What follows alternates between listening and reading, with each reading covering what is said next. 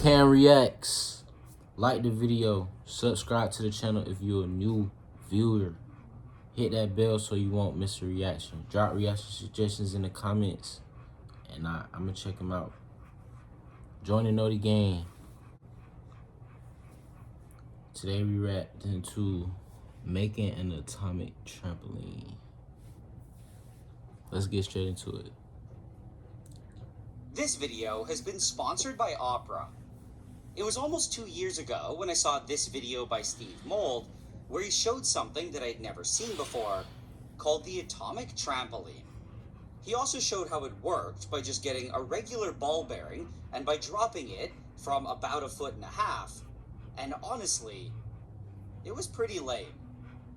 I'm just kidding though, and that was exactly what he expected to happen, and this was because this cylinder was just made of some generic stainless steel.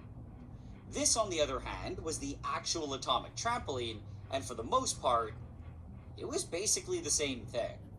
However, what made it a lot more interesting was that it had this extra layer of special metal on top, and when he dropped the ball onto it, the difference was almost unbelievable. It just kept on bouncing, almost like it was never going to stop, and it just didn't make sense to me how this kind of generic looking piece of metal was able to make such a huge difference. Steve quickly cleared up a lot of this confusion though by explaining that it was made using a relatively new and unique type of material called amorphous metal or metallic glass, which was very different than normal metal. He then went on to talk a lot more about it and why it was so bouncy, but the whole time, the only thing that I could think of was that I really wanted to buy one of these atomic trampolines. The only problem was that according to Steve and hours of my own research, a setup like this was now impossible to buy, and Steve was only able to get this one by borrowing it from another channel called Grand Illusions. When I found this out, I was honestly pretty disappointed, and I still don't really know why nobody makes them anymore. What I do know though is that not being able to buy one kind of made me want one even more, and at this point it was pretty clear that there was only going to be one way for me to get an atomic trampoline, and I was going to have to try and make one myself. The only tricky part was that I still didn't entirely know what metallic glass was, and I definitely had absolutely no idea how to make it. Metallic glass. But for some reason, I felt that I could do it, and I decided to just go for it. So I just jumped right into working on it, and I felt that the best and most important first step was to figure out how a disc of metallic glass is typically made. However, even after hours of searching on Google and reading anything that seemed remotely relevant, I wasn't able to find much of anything. This is because, as far as I could tell, there was basically no information about specifically making a disc, and I was only able to find generic industrial methods that showed how to make things like ribbon. On the bright side though, all of this research still wasn't a complete waste of time, because I was able to find a lot of interesting information about metallic glass in general. For example, there are apparently an insane number of metallic glasses where each of them have completely different compositions, and they all vary in their physical properties. He really like about density, to make this elasticity, joint. and hardness. This also meant that they all likely varied in their level of bounciness, and because of this, I almost definitely couldn't just make a disc of it using the easiest recipe that I could find. In my mind, if I wanted it to bounce just as well as it did in the video, I was gonna have to make the exact same metallic glass. So I went back to Steve's video, and this time I listened to it much more carefully, and it was around the 7-minute mark that he thankfully said exactly what it was made of, and that it contained zirconium, beryllium, titanium, copper, and nickel. With a bit more research, I was then able to find that this composition in particular was called Vitrolloy 1, and it was actually one of the first commercially viable and mass-produced metallic glasses. Its exact composition was also conveniently listed on Wikipedia, and it was apparently 41.2% zirconium, 22.5% beryllium, 13.8% titanium, 12.5% copper, and 10% nickel. At this point, I now knew exactly what I had to make, which I felt was some good progress, but what was honestly kind of scaring me was the fact that it contained beryllium. This is because in general, beryllium is known to be toxic and horrible, and when I looked it up, it said that breathing in its dust or fumes could cause permanent scars to develop in the lungs. This in turn could then apparently lead to something called chronic beryllium disease, or berylliosis, which is an incurable and potentially fatal lung disease. It really sounded like it was basically just the asbestos of metals, and what made it even worse was that apparently just one single exposure could potentially lead to berylliosis. Overall, this all honestly sounded pretty terrifying, and at first, it kind of made me want to just abandon the entire project. However, after thinking about it for a while and reading a lot of stuff about beryllium in general, I started thinking that it was actually possible for me to work with it safely, and I would just have to follow two very important rules. Number one, make as little beryllium dust and vapor as possible, and number two, absolutely don't breathe in any of it. In general, Rule 2 was actually relatively easy, and all I needed was some good ventilation and maybe a mask. Just play with my But nose a Rule little 1 bit, was just a bit listen trickier, to it. and it would severely limit the ways that I could make the disc. This because minimizing dust would mean that I wouldn't be able to shape the metallic glass like normal metal by grinding, cutting, or machining it, and instead, I was going to have to somehow directly make pretty much the exact disc that I wanted. In my mind, this left me with only one real way, which would be to melt all of the ingredients together and to pour them into some sort of mold, and at first, this seemed relatively simple. However, when I looked into things a bit more, I realized that there were a couple small details that were gonna make this process way more difficult. The first was that all of the ingredients were sensitive to oxygen, and this meant that I could only melt them with absolutely no air present. Then the second was that to form metallic glass, the molten metal had to be cooled as fast as possible, and this meant that the mold that I used had to have some sort of cooling system. Altogether, this definitely wasn't ideal, but I still felt that it was doable, and at this point, I was fully committed to the project. So I immediately dove right into planning it, and the first thing that I did was reach out to Steve Mold to get the exact dimensions of his disc, and he was nice enough to help me out. I then spent the next few weeks trying to come up with a setup that I thought would work, and my first idea was to do something similar to when I made purple gold. This is because to do that, all I needed was a simple furnace with a crucible, and with a small tube shooting in some inert argon gas, I was able to easily protect all of the molten metal from air.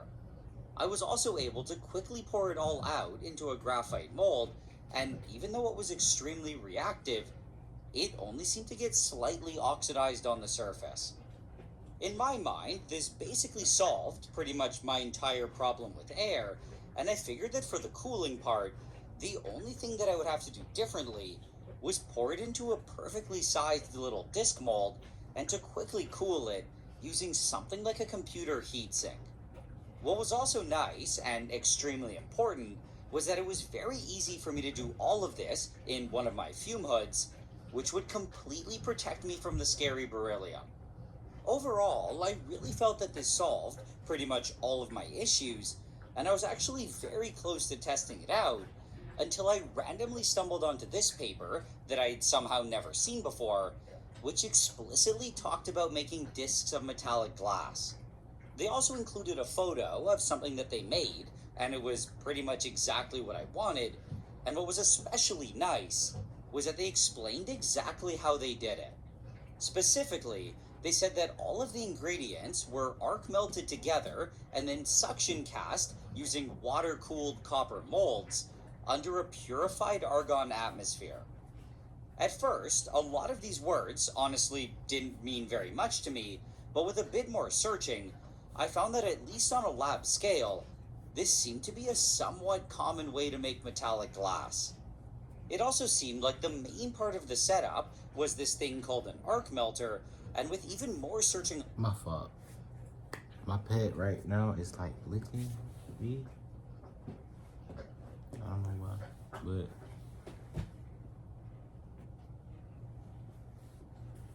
my fault. Google, I was able to find a bunch of photos. I then took a closer look at what appeared to be the simplest one, except what kind of concerned me was that I honestly had no idea what I was looking at.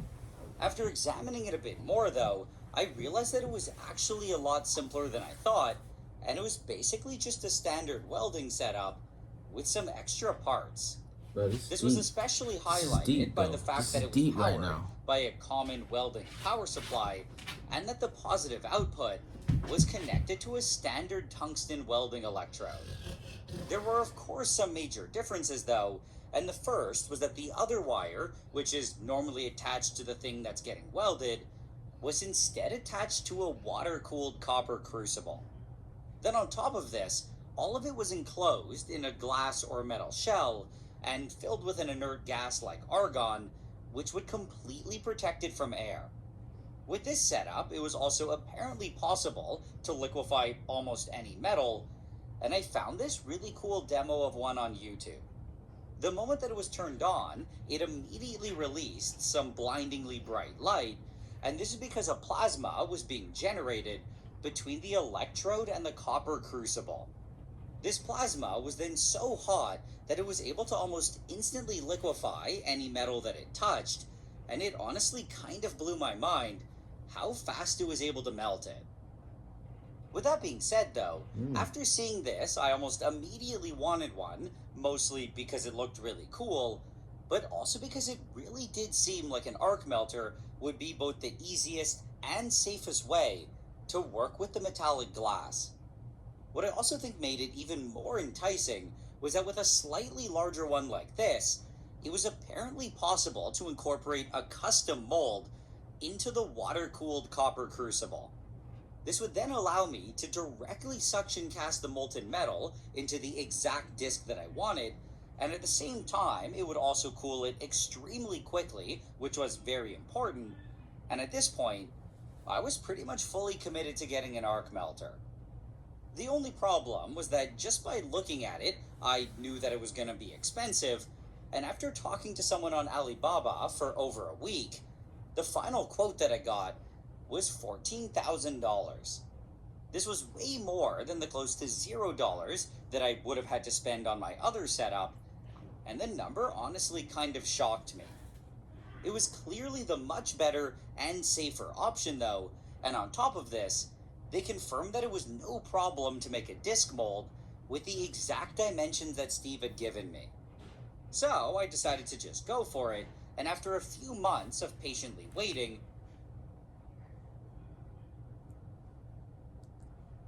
I eventually received this large wooden box. I then spent the next 15 minutes taking everything apart, and I got rid of all the packaging, and I was very happy to see that I now had everything that I needed. More specifically, I had the power supply, a water chiller, and a vacuum pump, and of course, the space-age looking arc melter. Now, all I had to do was put it all together by first plugging in the wires from the electrode and the crucible to the power supply, then by connecting the chiller to all of the blue water lines, and lastly, by attaching the vacuum pump to this little pipe sticking out on the side. I also went and got my argon tank, and I attached it to this part at the top, and when I was done, I felt that it was looking pretty good. I then opened it up to check out the copper crucible, and I was really happy to see that it was exactly what I had asked for. In the middle, there was the custom mold, which I will talk more about later, and around it, there were 4 small rounded wells, which I could use to melt metal. There were also 2 custom ones with an exact diameter of 44 millimeters, and I had made these just in case the mold somehow totally failed. This way, I would at least have something to potentially fall back on, and like the mold, I'll talk more about them later on. Either way, with it all assembled, it was finally time to test it out, and I was pretty excited. I was also kind of tempted to just immediately try making some metallic glass, but at the same time, I knew that it was an absolutely horrible idea to do my first attempt with beryllium. I mean, it definitely made a lot more sense to first actually learn how to use it before working with something dangerous. So instead, I decided to start out with some iron, which I felt would be similar to the metallic glass because it would also have a high melting point, and when it was molten, it would be sensitive to air. I also just happened to have all of this high purity iron, which was perfect for this, and I loaded up one of the small wells. I then lowered down the main chamber and I clamped it shut, and I turned on the vacuum pump to pull out all of the air. To monitor this, I just looked at the pressure gauge, and when I eventually saw that it stopped going down, I closed the vacuum and I opened the valve to the argon. This caused the argon gas to rush in and for the pressure to increase again, and when it eventually got back to around zero, I turned off the gas and I flipped back on the vacuum. I then repeated this exact same process 3 more times, and when I was done, I closed both the vacuum and the argon valve. All of these cyclings should have then left me with a chamber that had effectively no oxygen or moisture in it and only inert argon, and I was nearly ready to start blasting the iron. The only thing left to do was to flip on the power supply and to quickly do a horrible job setting up a camera to look inside, and at this point, I just had to click the pedal on the floor to make it go. So I quickly lined up the electrode above the iron, and I was honestly a bit nervous, but I just went ahead and clicked it, and the whole thing immediately lit up. Within a fraction of a second, the argon between the electrode and the crucible had been turned into a plasma, and I don't know why I was so surprised that it was working. It's working! The only problem was that it seemed to be struggling to melt the iron, and this was because the power supply was still at its lowest setting. I started it like this because I wanted to start safe, but clearly it needed more power to generate a hotter plasma, and I quickly ramped it up. As I did this, it immediately got a lot brighter, and not long after, there was thankfully some molten iron. This was actually really impressive, considering that iron melts at around 1500 C or 2800 Fahrenheit, and to do this in seconds was kind of insane. What I thought was even more impressive though was that in less than a minute later, it had completely liquefied, and I had an absolutely ripping hot blob of iron. It also didn't seem to have any oxides forming, which told me that the inert atmosphere was working, and overall, I was very happy with my purchase. I mean, it really was just as cool as I had imagined, and even if I completely failed to make the metallic glass, I had absolutely no regrets. Okay, that's really cool. But with that being said, the iron wasn't going to get any more liquidy, so I stopped blasting it, and I let it cool down. Then, several minutes later, when I felt that it was ready, I popped open the chamber, and I saw my beautiful little blob of iron metal. I was also really happy to see that it didn't look like it got oxidized at all, but it was surrounded by a bunch of black junk, which I think is just carbon. I then took a closer look at it, and when I flipped it over, I noticed that the bottom side wasn't properly melted. I really thought that I had avoided this by absolutely blasting it, but clearly the cold copper really did its job, and the stuff at the bottom would probably always struggle to melt. But moving on, the machine clearly worked, and now, the only other thing that I had to do before working with the scary beryllium was test the mold. Up until now, I also never explained how this mold even worked, but thankfully, it was supposed to be pretty simple. The basic idea was that the mold itself was made from 2 separate pieces that were just sitting snugly in the crucible, and between these 2 pieces there was a cavity in the shape of a disc, which had a diameter of exactly 44 millimeters and a width of 3.5 millimeters. Then according to the manual, to fill this with metal, all I had to do was melt some metal on top of the mold, which apparently wouldn't fall through the hole, until I opened the vacuum valve. This was then supposed to pull a vacuum through the hole in the bottom, which would cause the metal on the top to get quickly sucked in, and once it was full, the cold crucible would cause it to almost instantly freeze. After that, I just had to pull the entire mold out of the crucible and open the two halves, and this would leave me with, at least theoretically, a near perfect disc of metal. In my mind, this all seemed relatively simple and straightforward, and to get things going, I just loaded a bunch more iron onto the mold. I then sealed the chamber and cycled it like before, and I blasted it until it was completely molten. Now, to turn this red-hot metal into a hopefully beautiful disc, I apparently just had to quickly open this valve on the side and pull a vacuum. I then expected to see all of the metal to just quickly get sucked into the mold, except, well, absolutely nothing happened. It just sat there with seemingly no intention of going into the hole, even with the vacuum on full blast. I then spent the next several minutes trying a bunch of different things to make it work, like increasing the power and blasting it directly in the center above the hole, but it didn't seem to make a difference. I also tried it again using a lot less iron, and I heated it for a lot longer, which I was hoping would help it melt at the bottom and magically fix everything, except that still totally failed. So, using this mold apparently wasn't quite as easy as I assumed, and in a desperate attempt to figure out what was going on, I ended up spending the next few days trying a bunch of random things. I also ended up trying it with lower melting point metals like aluminum and tin to see if that would make a difference, and with those, I was actually able to get some to go into the mold, but the result was always trash. Many more repeated failures then eventually pushed me to the point where I started thinking that there was actually something wrong with the mold. Why didn't it all just suck in? And I was honestly getting pretty close to just giving up. Thinking that this is just not the way to do it. However, I then decided to try it one last time doing something different, and I'm really glad that I did, because to my surprise, it actually seemed to work. Almost all of the metal was sucked into the mold, and when I popped it out and opened it up, I was shocked to see a nearly perfect disc. Oh my god. It worked! That's perfect. It's actually perfect. It's a nice little disc.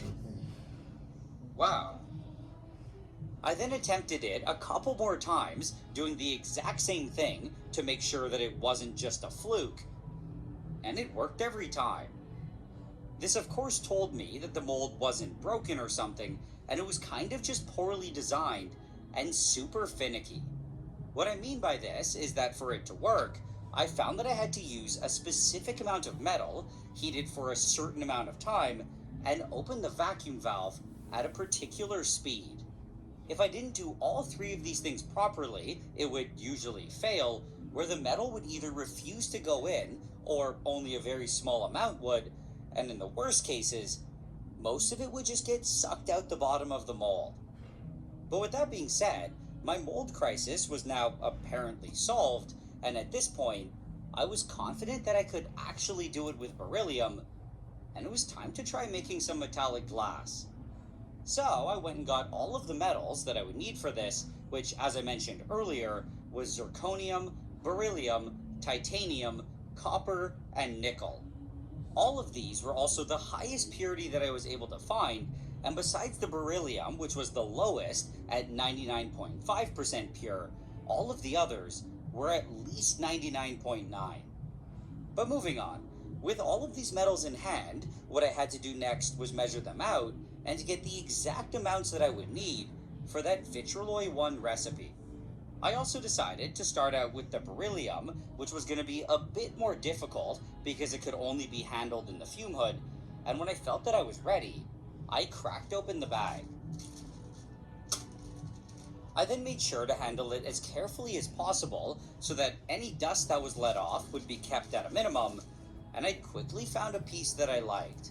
I then gently placed it on the scale, and the goal here was to try and measure out exactly 1.34 grams. With such large chunks, this wasn't really going to be possible, but eventually I was able to get 1.348 grams, which was close enough, and I sealed it all in a vial. I then spent the next 20 minutes measuring out 5 more vials of the beryllium, which would give me a total of 6 separate attempts at making the metallic glass, and I felt that this would be more than enough. This meant that at this point, I was done picking through all of the dusty beryllium, and what I had to do next was the extremely fun part, where I got to load the masses of these 6 samples into a fresh Excel sheet. From there, I was able to do a bunch of calculations, where the first one was to convert all of the molar percentages in the recipe to mass percentages, and when I was eventually done several minutes later, I had the final amounts of each metal.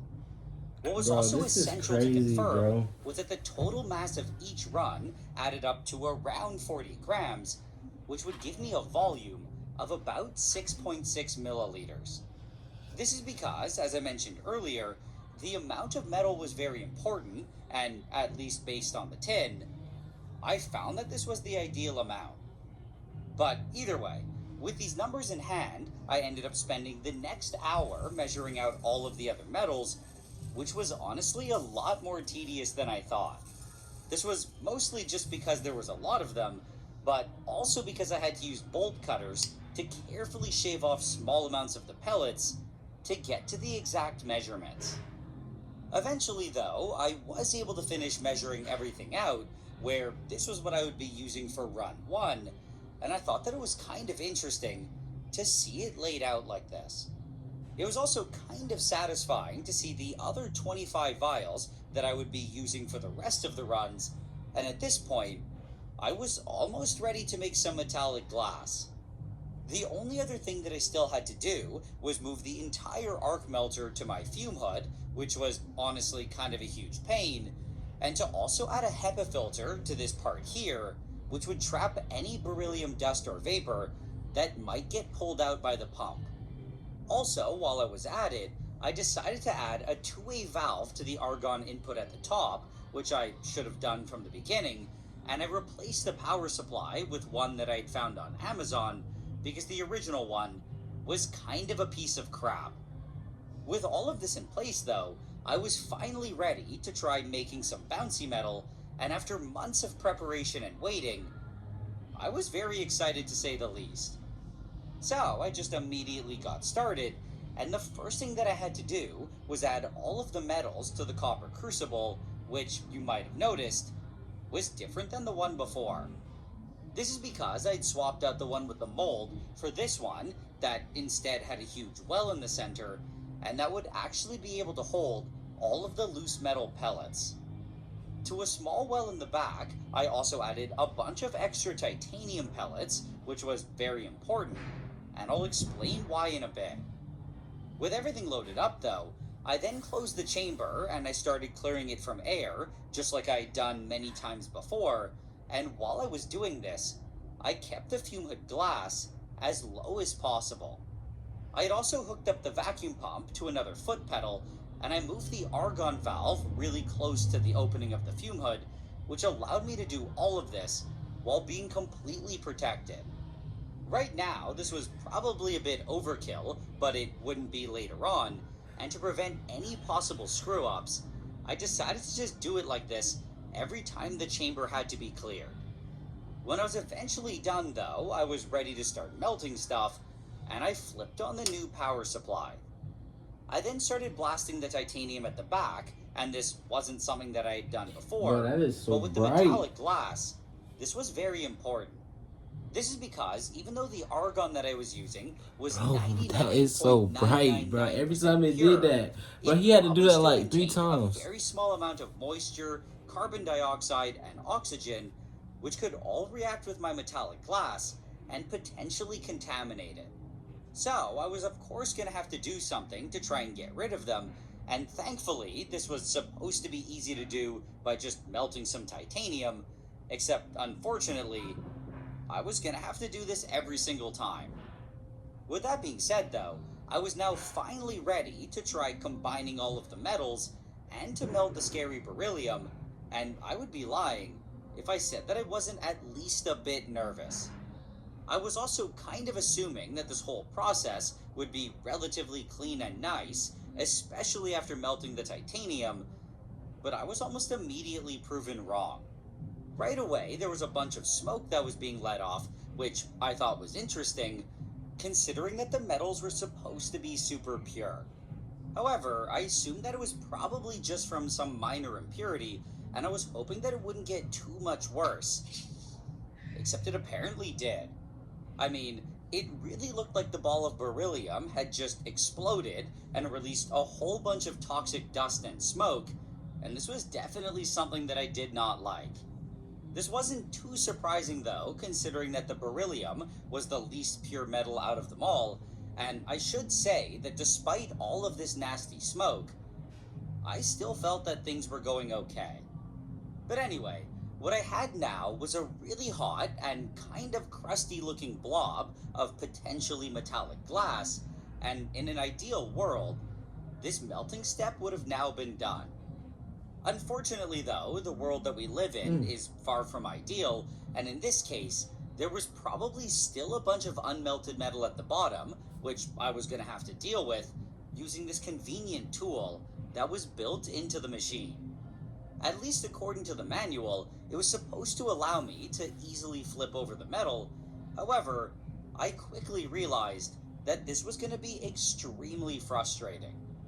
After 5 minutes though, I was eventually able to flip it, and on the bottom, it was possible to see the outline of all the pellets that clearly didn't melt, and I just immediately started blasting it. It then all quickly started melting again and getting much more evenly mixed, and what was nice was that it didn't seem to let off nearly as much smoke. What was less nice though was that according to every source that I had read, to get a good uniform mixture of the metals, I was gonna have to flip it at least 3 more times.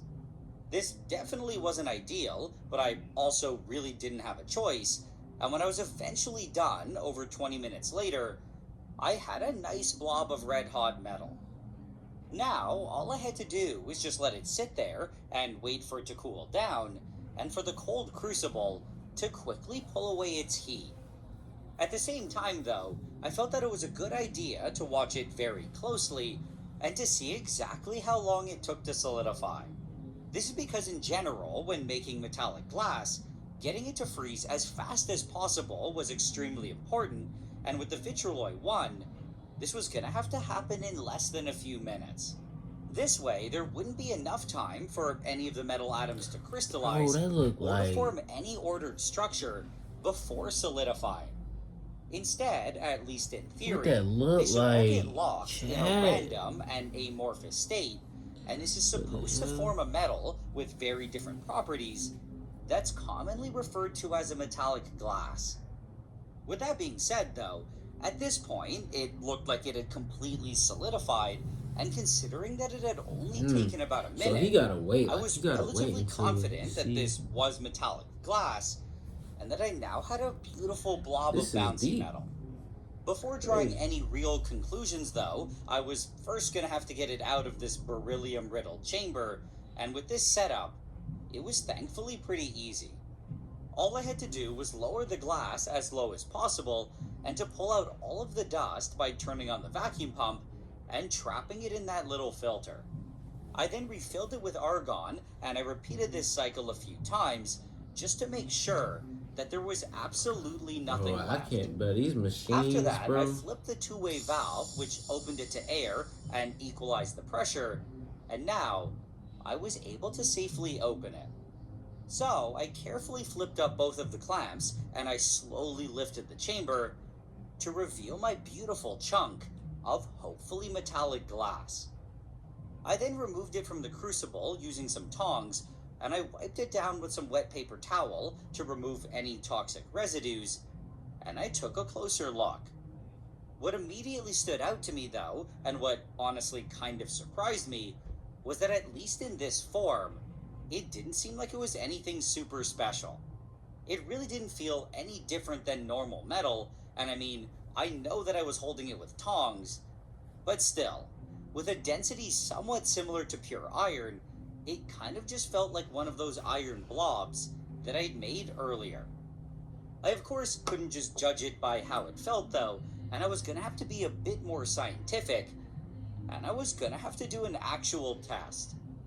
So I went and got one of my ball bearings, which are normally used to just shoot from a slingshot, and when I dropped it, I was pleasantly surprised by what I saw. I mean, it obviously wasn't even close to as good as what Steve Mold had, but it definitely seemed like it was abnormally bouncy, and I thought that it made a really interesting sound.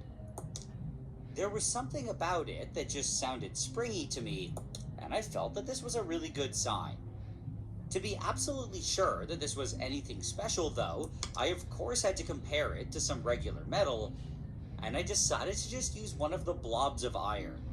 Then, all I had to do was drop the ball bearing, and I was honestly a bit worried that it would end up bouncing just as well, and that what I had made was actually trash, except it was almost laughably bad. It wasn't even close to anything that I would say even resembled a bounce, and this told me that I was definitely on the right track.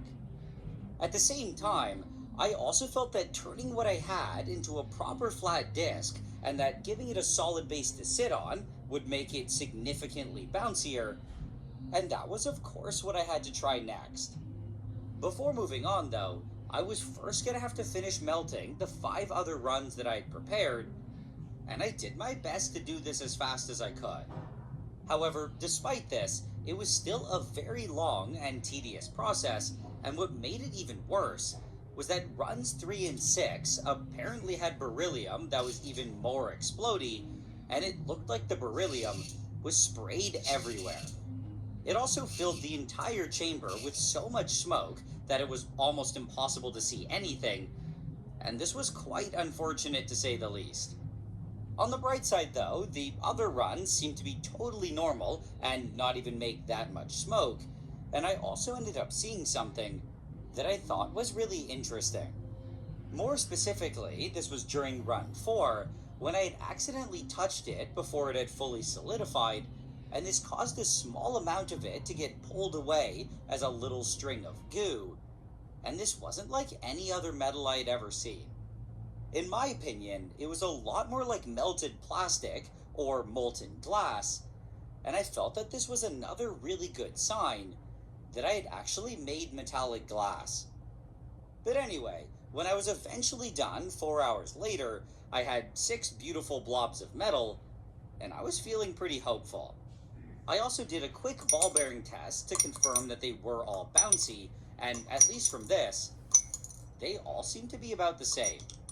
Okay. The only sad part was that when I weighed them all, the ones that were extra explodey had lost way too much mass, and this told me that most of the beryllium had probably just been sprayed around the chamber, and I wasn't going to be able to use them. However, I didn't think that this was a huge issue, because even without them, I would still have 4 attempts to make the discs, and I felt that this was more than enough. With all that being said though, at this point it was getting really late and I was completely exhausted, and I decided to come back to it the next day. Mold. I then dropped in some fresh titanium, and onto the mold, I added the metallic glass that I had made in the very first run. After that, I closed everything up, quickly did all of the argon cyclings, and melted the titanium, and I was ready to go. So I just started blasting it using the same technique that I'd successfully used on the tin, and when I felt that it was hot enough, I carefully opened the vacuum to the mold. This then caused almost all of the metal to get quickly sucked in, only leaving behind a small bead at the top, and I was genuinely shocked that it had actually worked on my first try. Huh. Okay. So apparently, all of my practice had paid off, and now, inside the mold, there should have been a nice, and hopefully perfect disc of metallic glass. So, the only thing left to do was to get it out, and to do that, I quickly cycled it with the gas, and I flipped open the chamber. Then to release the mold, I added some screws, and with a makeshift piece of metal, I was able to carefully pull out the entire thing. With this in hand, the only thing left to do was open it up, and inside of it, I was expecting to see a nice and beautiful disc, but I was immediately disappointed. This is because what I got instead was an ugly piece of crap that somehow didn't even fill the entire mold, and what bothered me even more was that it seemed like it was pulled in very weirdly, which caused this gap to form in the middle. On top of this, there was a lot of metal that was definitely getting sucked out the bottom, as evidenced by the tail, and what was also really bad was that it looked like even if the button at the top had gone into the mold, it would have only barely been able to fill it. Overall, this was a little sad to say the least, but at the same time, I wasn't too worried because I of course still had a few more attempts, and I felt that they would be more than enough to succeed at least once.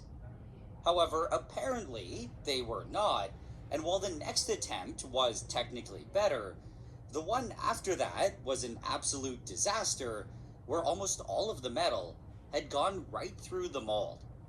This left me with only one last try, and at this point, I felt that it was pretty clear that I was going to have to do something different, so I decided to cut off some of the extra stuff from all of the failed attempts, which really did feel like trying to cut glass. Oh. I then combined all of it together, and I was hoping that with all of the extra metal, it would actually fill the mold, except it was the complete opposite, and I was never able to get any to go in. All that I ended up with was this huge and kind of useless chunk that I couldn't cut or break apart because of the beryllium, and at this point, I couldn't help but feel pretty frustrated with how things were going. I mean, it was probably a bit naive to think that it was all just gonna magically work, especially because the vitrolloy had completely different properties than the tin, which probably required a different technique, and I had never even worked with it, but still. After all of these failed attempts, I couldn't help but kind of lose any faith that the mold was actually gonna work or be remotely reliable, and I really did not have the motivation to spend another entire day measuring out all of the metals and then doing all of the melting and flipping, only for it to just probably fail again.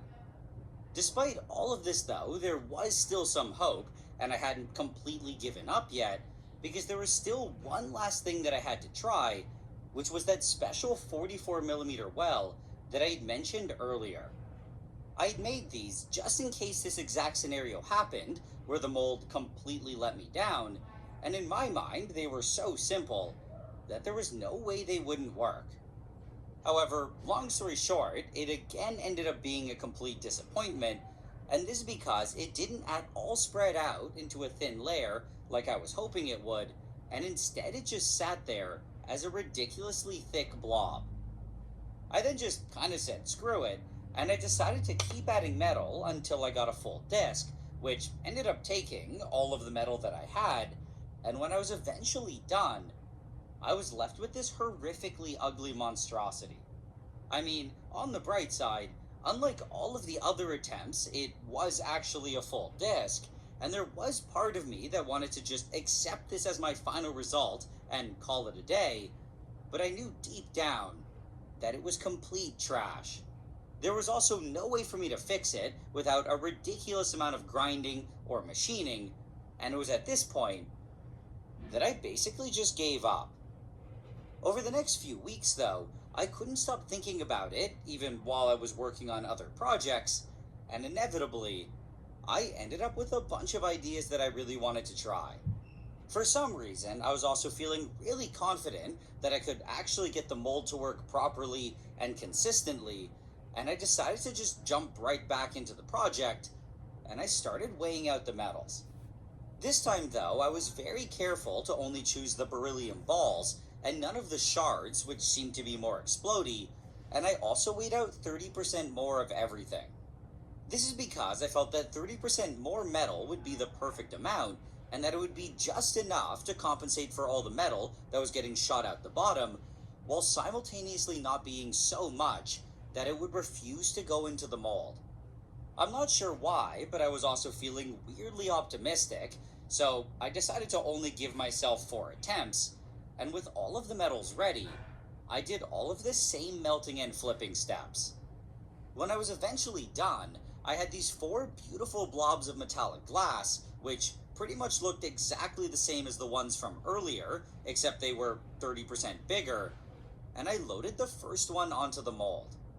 I then did all of the typical gas cyclings and titanium melting, and after hours of tedious work, it was finally time to see if any of my new ideas were actually good, or if it would all end in another complete failure, and I just started blasting the metal. As usual, this caused it to all quickly melt, and now, the first major thing that I was going to do differently was to just keep blasting it for a ridiculous amount of time. This is because I found out that unlike normal metal, metallic glass is significantly worse at conducting heat, and it was very likely that it just took a lot longer for the entire thing to fully liquefy. So I decided to heat it for no less than a minute at near max power, and when I felt that it looked good, I moved the electrode to the middle, and I continued blasting it there for another 10 seconds. This would just really make sure that it was fully liquid above the hole, and then after that, the only thing left to do was open the vacuum valve. I also had to do this slowly and very carefully, which I felt would help prevent the metal from just blasting through the mold, and almost right away, it all started getting sucked in. Then not long after, it started looking very similar to my other attempts, where there was just a small bead left at the top. The only difference this time was that the bead looked like it was slightly bigger, which kind of implied that it didn't all go in, but at the same time, I did start with a lot more metal, which made it hard to tell. Either way, I then let it cool, cycled the gas, and popped it out, and part of me was mentally preparing for what was probably another miserable failure. However, that absolutely was not the case, and inside of the mold was what looked like a near-perfect disc. Oh my god. It actually worked. I mean, it still had some issues, but it was way nicer than any other attempt, and I really couldn't have asked for anything better. Yes. Yes. That is good. So clearly, getting the optimal amount of metal was very important, and just using a slightly different technique had apparently made a huge difference, and I was both extremely excited and relieved. With that being said, I then went ahead and did the exact same thing for all of the other ones, and a couple of them were still a bit finicky, but in the end, I was actually able to make 3 more discs. Like the first one though, none of them were quite perfect, and they all had some slight defects, and on the surface of them, they all looked like they had some weird ripples. However, from what I could tell, this was extremely minor, and it only seemed to be visible because they were so shiny, and overall, I still felt that they were more than good enough. But moving on, now that I actually had it in disc form, what I of course had to do next was test out my theory from earlier, and to see if it was bouncier.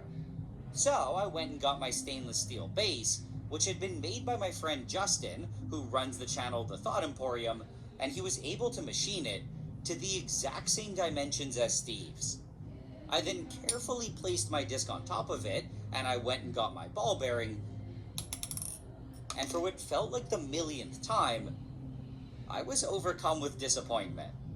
This is because somehow it seemed to be only barely bouncy, and it was apparently even worse than that huge piece of trash that I had made earlier. At first, this kind of surprised me, and I started thinking that I probably just screwed up measuring or mixing the metals, but at the same time, I knew that something was off because of the sound that it was making.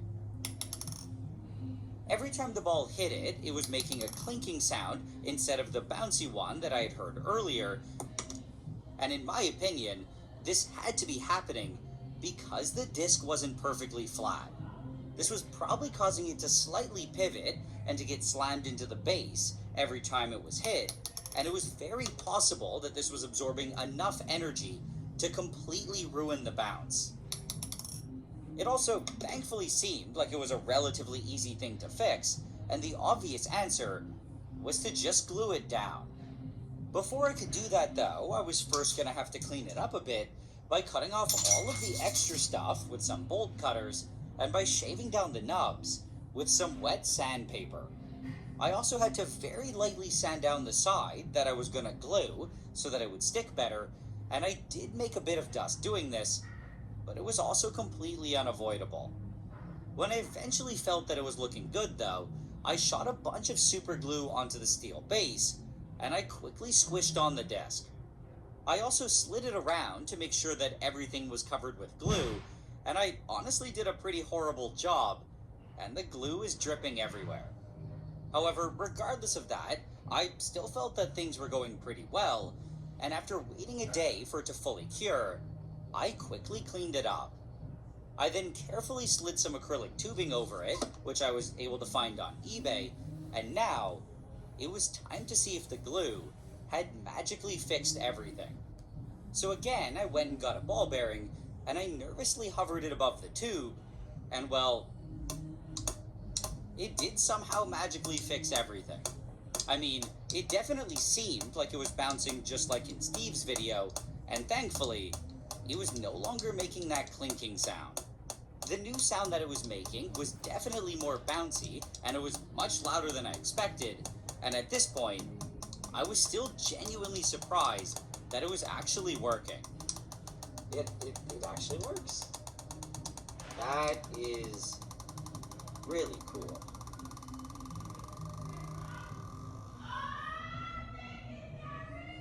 It's actually amazing. But with that being said, I was now super happy and relieved that the glue had worked, and at this point, there was only one thing still left to do, and that was to get all of the other discs onto a steel base. So I quickly cleaned them up, just like the first one, and I glued each of them to a fresh steel cylinder that I had made using a service called Proto Labs Network. This gave me a total of 4 nice looking little setups, and with all of the extra stuff that I had to cut off, I was actually able to make a 5th one. I then gave all of them their own tube, and now I was finally able to do what I dreamed of when I started this project, and I tested them all at the same time.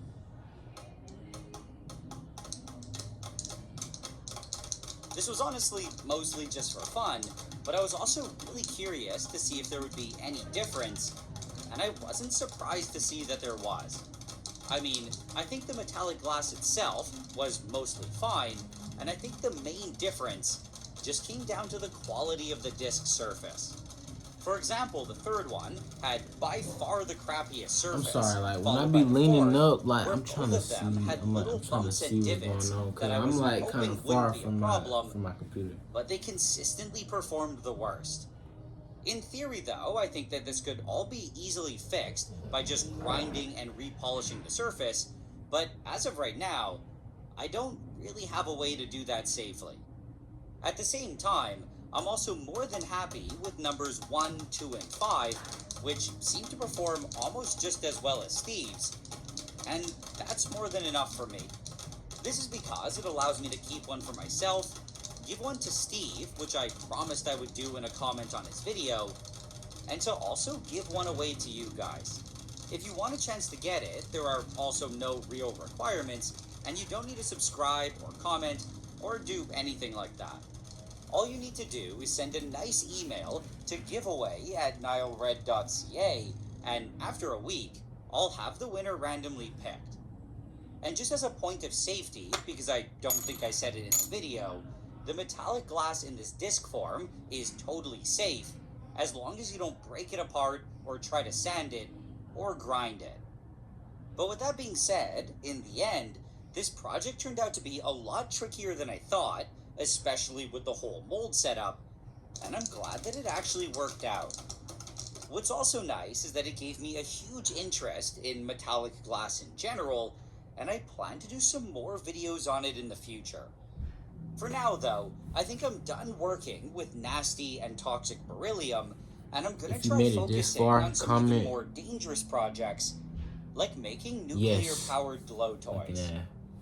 No, Alright, so comment. this Hold idea on, is let me something find that a I've been comment. wanting to do for years, ever since I made regular glow toys, and I think I'm pretty close to being able to do it. There are still Baseball. just a few things to work out, though, to make sure that it's all done safely, and it may or may not end up being really If expensive. you made it this far, So, comment. this is why, as usual, I'm extremely thankful for all of my supporters on Patreon and for my YouTube members for making projects like I just wanted to like a miscellaneous and of word. course, for the sponsor of this video, Ramp. Opera. I've been using Opera on desktop for a while now, and in my opinion, it's still my favorite browser. This is because it's both really fast and intuitive, and it's loaded with a bunch of extra features, and it also just got new updates to its native browser AI called Aria. One of the biggest updates is that you can now access Aria without even using the sidebar, and it's possible to open it by just hitting Control/ or Command/. Another nice update is that if I then hit Tab, I can enter Page Context Mode, which is a neat tool that uses Aria to extract information and to summarize text on any page. Also, something that I want to add is that it's totally optional whether or not you use Aria, and it would only be activated if you choose to turn it on. Besides Aria, though, they have loads of other features, like their tab islands, which has really helped me get all of my tabs under control, especially when I'm doing research for a project. What's also super convenient is that they even have a free built-in VPN service and ad blocker, as well as this sidebar, which I think is really useful. This is because it lets me easily access all of the social media that I often use, like Messenger, WhatsApp, Instagram, and TikTok, and it even has an integrated music app where I can listen to things like Spotify or Apple Music. On top of all of this, they also have something called Lucid Mode, which I think is pretty cool, because with just a click of a button, it's possible to immediately enhance any video. With that being said, though, I've been having a really nice time just using Opera in general, and I still think that it's worth giving it a try for just the sidebar alone. It's also, of course, completely free to use, and you can download it right now by clicking the link in the description. That's it. Hey man, shout out to bro though. I gotta give a shout out to bro. I gotta respect him, bro, cause like he really